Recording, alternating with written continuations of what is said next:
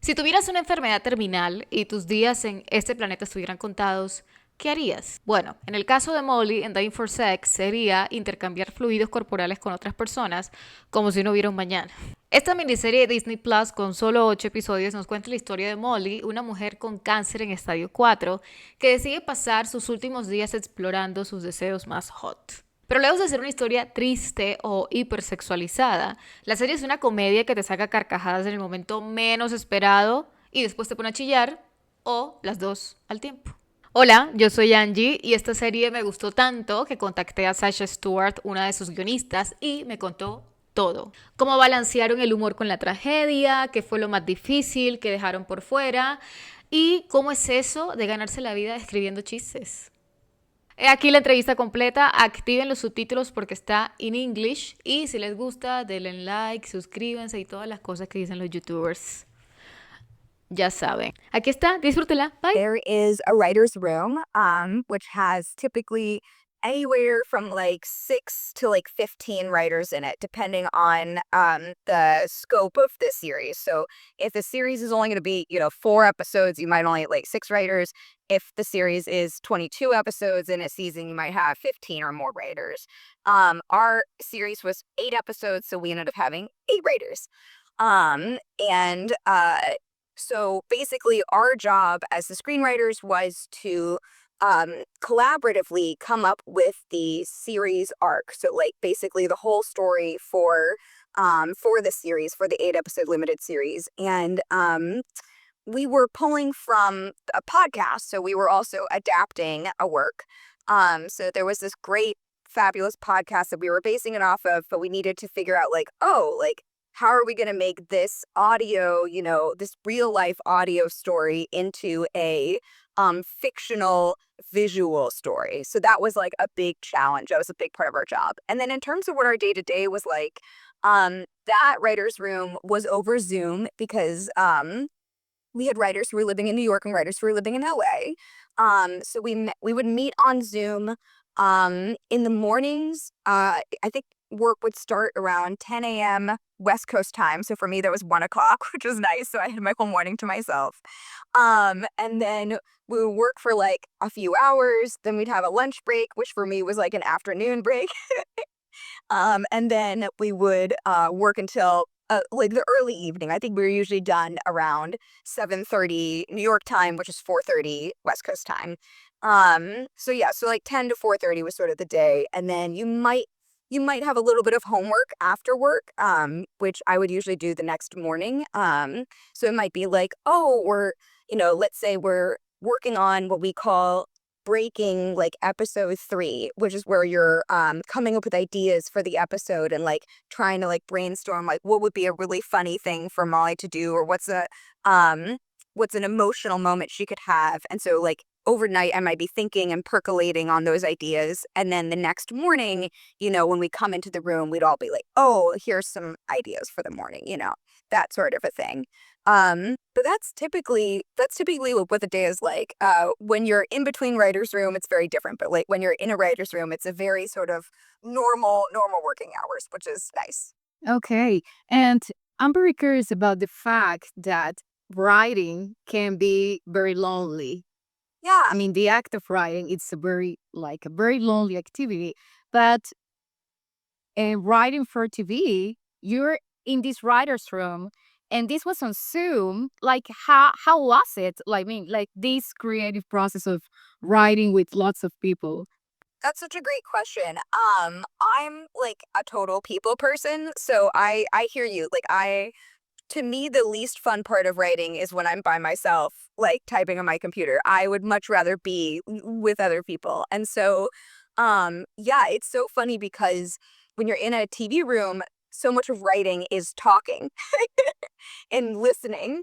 So, for example, like we're, thinking about, let's say episode 4, and we know that Molly is, we're like halfway through the series. We need Molly to have this like, she's knows that she likes to top men. She knows that she's like learned like, oh, I'm kinky. I like to top guys, but she doesn't know what she's doing, right? She doesn't know how to do it. And so now we need to generate ideas based on like, okay, well, how is she going to learn to top these guys? Like, who's going to teach her? Like, what are the sort of ups and downs of this? What are the struggles? And so we would like come into the Zoom room and then just start tossing out ideas, listening to each other. Somebody has a great idea, then you're like, oh yes, I love that idea. Let me like add something else. Are you writing live? Like, do you have like a document where you're writing, or how do you do it? Great question. Great question. So we have a writer's assistant and we have a script coordinator. So the writer's assistant will be taking live notes on everything that everybody's saying in the room, so that at the end of the day, there'll be like basically a transcription of like, here's what happened in the room. And then she would like organize it and have like a little table of contents at the beginning that's like, here's when we broke episode 3. Here's when we fixed that problem in episode 2. Here's when we did punch up in episode 1. And then and she would like bold things that people really loved. And then we had a script coordinator. And so if, let's say, one of the things we were working on was punching up let's say episode 1, and punching up just means we're adding more jokes or making the jokes funnier, then the script coordinator would like pull up the script for episode 1 on the Zoom screen. So like we would all be looking at it. And then we as the writers would just start tossing out jokes. Like there would be like a bolded section that said like, this is the joke area we need to rewrite.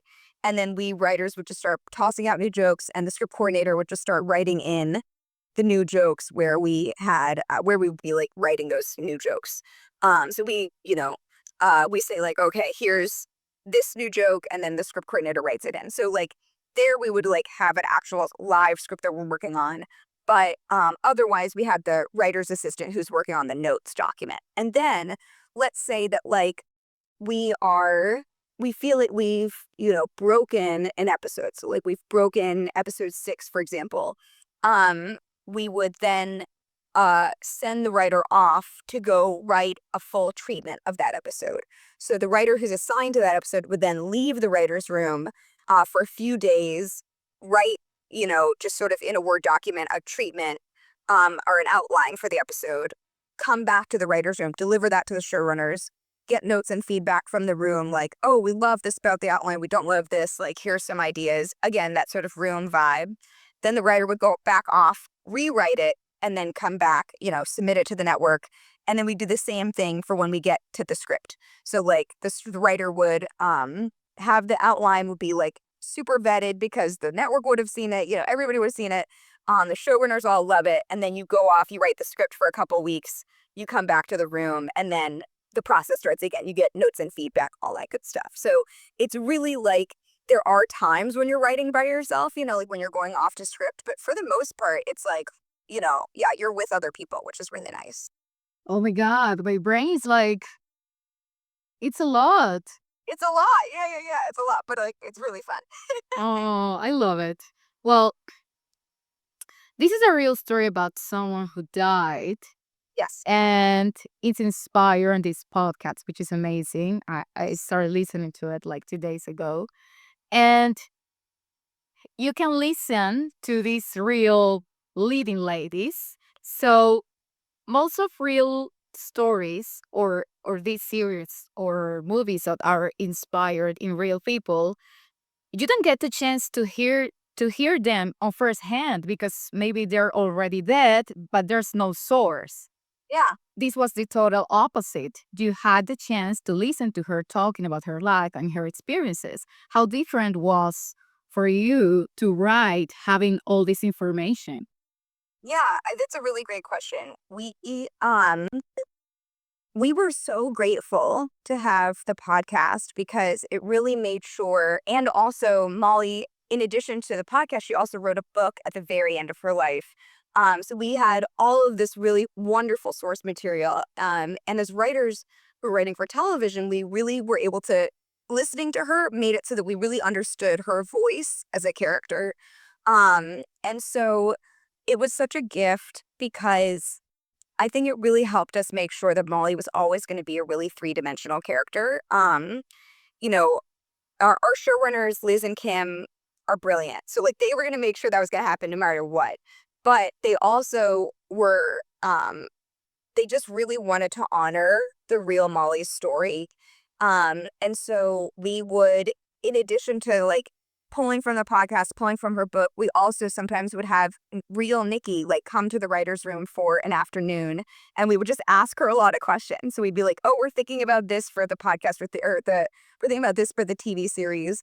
You know, what do you think of that? Like, does that feel true to who Molly was, or are we off base?" And it was great because then Nikki could be like, "Oh no, that's exactly like, yes, I could totally see Molly doing something like that," or like, "No, she never did something like that, but I could totally imagine her doing something like that." You know what I mean? Just to make sure when we were fictionalizing elements, that we were fictionalizing them in a way that still was true to her spirit, to who she was as a person. And so yeah, I would say it was a real gift. We there is still an element of fictionalization and making it work for a TV show instead of for a podcast, but I think it was such a beautiful podcast that like for us it was more about like, okay, well, how do we craft this for TV as opposed to like, oh, we need to like change a whole bunch of staff or that sort of thing. Yeah. Oh, and what also was helpful was that um Kim and Liz did such a great job of hiring the writer's room that like, we had multiple people in the writer's room who had real life experience similar to Molly and Nikki's. We had some of the writers had experienced a loss of a loved one at a young age and had been their caregiver. And some of us, like me, had had an experience with cancer or another serious illness. So we really could speak to Molly's story in an authentic way. Now, this is a question that I want to ask you the most because I watched the series in 2 days. I was laughing myself like you can't imagine. Then I was crying a lot, but I laugh a lot.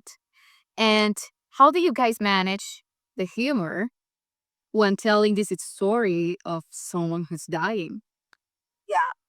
Um, that was a big question for us too. We really wanted to get the right tone. And I think something that really helped was how much fun how much fun you could see, or you could hear in the podcast between Nikki and Molly.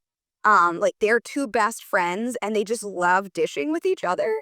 You know what I mean? Like they're just have that like friendship that is so inherently like full of joy and laughter that like we were like, well, if we're bringing that to life, then inherently there's going to be a lot of comedy. So like that sort of gave us permission to be like, we can make this really funny.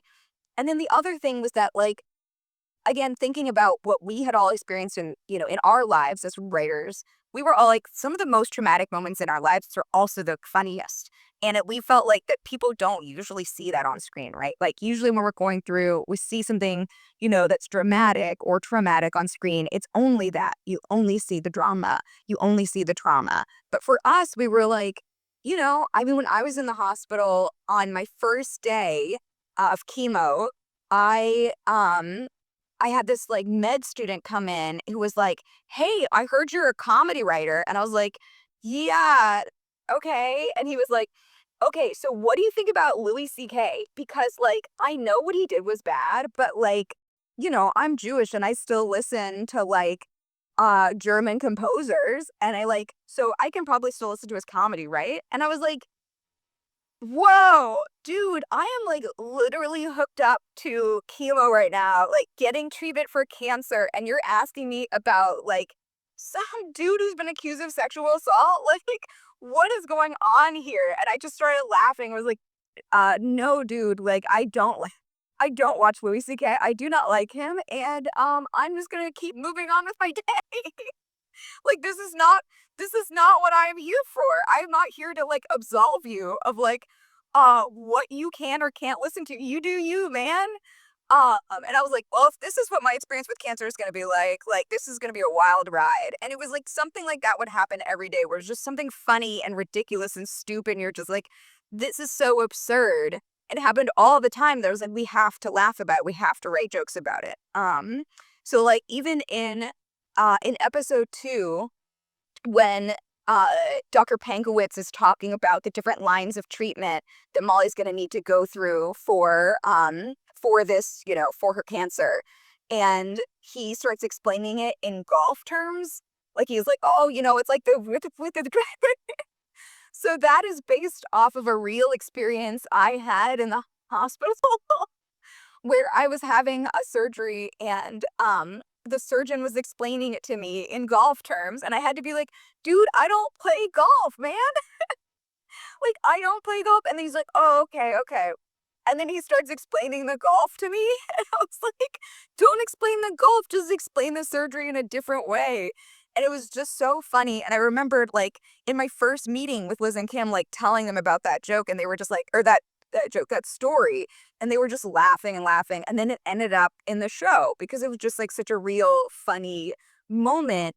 And it just was like, and it's something that, like, especially women, experience in the healthcare space where these doctors, these male doctors are just sort of like, like, "Oh, yeah, like, here we go." They mean well, but, like, it does not necessarily relate to us. I mean, the doctor and their whole interactions are great. I mean, It's so funny, right? and in the in their journey, like from the beginning to the end, and I think that's a like a very special bond that you can see in the series, and it's so funny. Thank you, thank you. Yeah. So we're talking about laughing a lot, but I want to ask you if you had or if you remember any scenes or a particular scene that was difficult to write. Yeah. Yeah. A lot of a lot of them. A lot of them are really hard. I definitely we all really wanted to get the story about Molly's childhood abuse right and how uh her healing from that is like a non-linear experience. So it's not just like a perfect arc where like it's going to be easy, or she has some revelation and then suddenly it's all better. That like, it's kind of stops and starts, and like sometimes it seems like it's getting better and then she backslides and it's getting worse. And so that was really challenging, because we really were so dedicated to getting it right. And I'll remember like being on set. I was fortunate enough to get to be on set for episode 6, which is the episode that I was listed as co-writer on. And watching Michelle and Jenny perform the scene where Molly tells the story of what happened to her, um, and Jenny's listening was really powerful. I mean everybody on set was tearing up, and I know just we were all crying. Um and then later like another day when we were shooting the scene where she does the dance, and she's just had, gosh, she's just had that experience with the guy in the car, the dojo guy, where she's been given the hand job and he's been such a jerk about it, and she realizes that she made a mistake and she shouldn't have left Nikki, and like, you see that like she's just trying to escape this feeling and that she can't escape it. She comes back to Nikki and that she does that dance. Like that was really emotional. That was really emotional. So that was all really yeah, that was really tough, but I felt like I think we did a good job with it. And now, which scene do you remember that was like the funniest to do, or the one that you had the most fun with? Right. Yeah, I think so. Yes. So, another scene that I got to be, well, this is a good question. I feel like in terms of, well, it's so, this is I had so much fun writing jokes for the whole series. Like and any time where one of our writers, Keisha Zoller, we were friends before we worked together on the show. She helped me like get on the show, and she's just so funny. So anytime I got to work with her was like just the funniest, best day ever. But on set, I think the funniest scene was the cancer support group scene, the first one where Molly is talking about wanting to come by Christmas. And like all the cancer support groups are like, patients are like, yes, you're gonna be coming by Christmas. And then Molly sings like, she'll be coming round the mountain when she comes. That was like so funny. And like the fact that Margaret Cho was there, like we had cast her in this role and she got to be there. She's like this huge comedy legend. She was making everybody laugh, and Jenny's there making everybody laugh. Michelle's so funny. Like that was a really fun scene. That was a very funny scene to shoot. Taking into account that, or remembering that the story is based on these podcasts, and there's also a book that Molly wrote. Did you change anything from the original story, or were there like any facts or stuff that you get a note on? We can talk about this. So we definitely fictionalized a lot of elements. Part of that was because we had Molly's life rights, but we really wanted to protect a lot of the other people in Molly's life. And so we changed a lot about some of the other characters in order to make sure that uh, we sort of protected those real people. And then we also changed a lot about Nikki's story just because we wanted to make it more of a dramatic arc. Real Nikki is very put together and very organized. So fictional Nikki had to have an emotional arc, so we needed to make her less organized and more messy, so that she could grow as a character. And so that was some stuff that we fictionalized. And then just because real Molly's story took place over the course of 5 years, but we only had 8 episodes, so we did have to shrink the amount of time and therefore the amount of guys. So we didn't get to have a ton of guys. We had several guys that she was sleeping with and dating. And so then we had to combine stories. She would, on a podcast, be talking about well, there was this guy, and this guy, so we might make that into one person or one character instead of let's say 5 or 6 different men. And then with Rob Delaney's character, that was a combination of a whole bunch of guys from the podcast, and then also some a real person that Nikki had told us about that wasn't in the podcast at all, but was very meaningful to Molly. And so so there were certain definitely elements that we fictionalized. You can, in the series, you can watch a lot of love stories intertwined, you can see the title and what the story is about, and you could be confused by the fact that you think it's a story about sex. I mean, there's a journey. I mean, she's exploring a lot, and it has a lot to do with sex and desire. But I think it's a love story in many levels.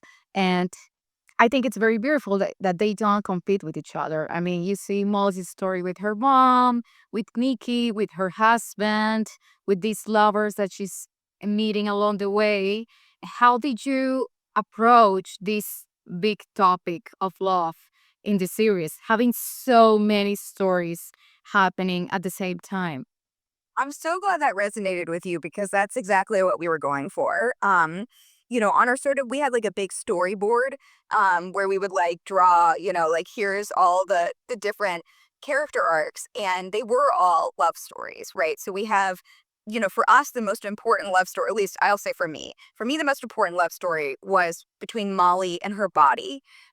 She was somebody who, was at a very young age sort of disrupted from her body, taken out of her body, and had never really fully forgiven herself for that, and hadn't fully forgiven her body for what it then went through with cancer and with all the other things, right? And having a hard time, experiencing her sexual pleasure and not knowing exactly what she wanted and wanting something different than what she thought. Um, and so, um, and so that sort of journey of her learning to forgive herself, forgive her body, and then also learning to love her body, to me, that was number one. And maybe that's just because that's a journey that I feel like I've been on, but I was so that was sort of what I connected to. And then the second most important one was obviously Molly and Nikki and that journey of love and friendship and how their bond grows. So we had it's this is the number one story, then there's the number two story. And then we have Molly and neighbor guy, and her that little love arc there. Which we knew was very important, but wasn't the most important, right? So sort of we knew that story was going to end before the end of the series, so that way we could have room for Molly and Nikki, Molly and her body, and like you said, Molly and her mom. So like Molly, her mom is like also there, you know? So it's sort of like a little bit of a rainbow of arcs, of story arcs, um, all sort of packed together. Or maybe like a rushing nesting doll, doll of love stories. And yes, absolutely, like the story of Molly and her mom, so important. You know, that love between a mother and a child, and a child and a mother, um, and how that had also been ruptured so early on, and that they hadn't, um, you know, Molly hadn't forgiven. She had forgiven her mom, but her mom hadn't forgiven herself. Molly hadn't forgiven herself for what happened. Like needing that level of forgiveness in order to then be able to just have that experience of love was that was like a big part of the story arc. But we really wanted to make sure that Molly, because this happened with real Molly, like she was able to, even though her life was cut so short, she really did experience all those kinds of love before she died. And we really wanted to honor that in the series and show that by the end, all of those love stories were complete. She really did feel very full and very whole before she was ready to move on.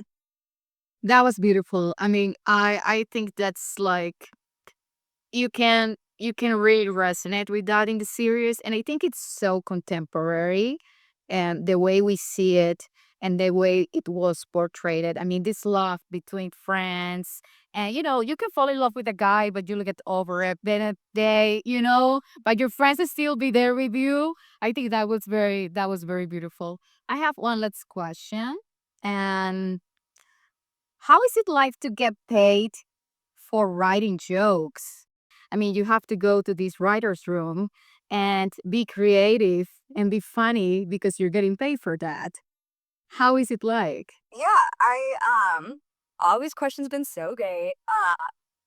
I I have been blessed to have had a lot of really wonderful teachers and mentors over the years. And one of the best pieces of advice I got was um, to sit down, this before I was ever paid as a writer, to sit down and write for 15 minutes a day every day. And so I would but it's not just like sit down and write, like, oh, I'm just going to write and then I'm going to check my email. Or I'm going to write. I'm going to look at my phone. No, you turn off the internet. You turn off the internet for the full 15 minutes and then you just write. And it's not editing. You can't go back and rewrite. It's really just generating new material. And you do that for a week. And then the next week, you do that for 25 minutes. You bump it up to 25 minutes. And then the week after that, you bump it up to 35 minutes. And then from there, you stay at 35 minutes. Now you're writing 35 minutes a day, every day, no breaks, no anything. You are just generating material. And, when you have a second job, when you have a day job, that's actually 35 minutes. It's something that's doable. You can do it every day, but it's not overwhelming. And by the end of the week, you've generated a lot of material, and then you can go back and edit and do all that kind of stuff outside of those 35 minutes. But what it does is it teaches your brain that writing is a job. It is not about inspiration. It's not about oh, I'm going to wait until the moment strikes. Oh, I'm going to hang out and then eventually I'll think of an idea. It's no, as soon as I see the blank page, things are going to fill it. There are going to be words there. And I'm not going to be scared that the words aren't going to come. The words will just come. And that means that your first joke might not be your best joke. That's okay. It gets you into that mode of oh, this is how I'm going to become a better writer. It's just by writing.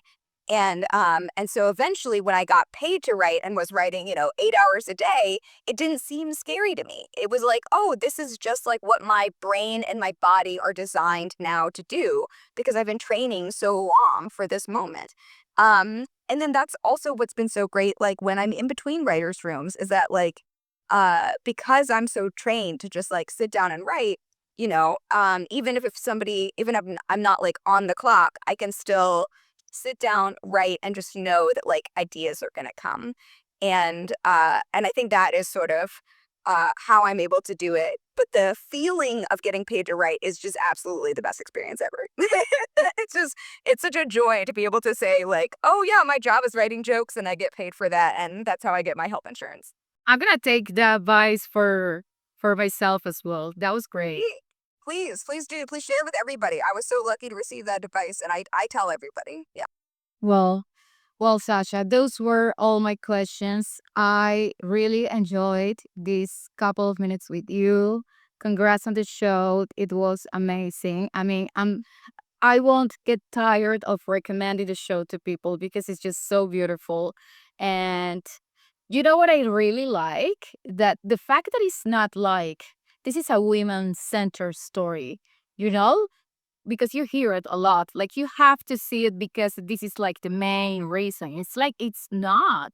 Like it's so human what happens there. That is just amazing. I mean, everyone should watch it. It's just so, so beautiful.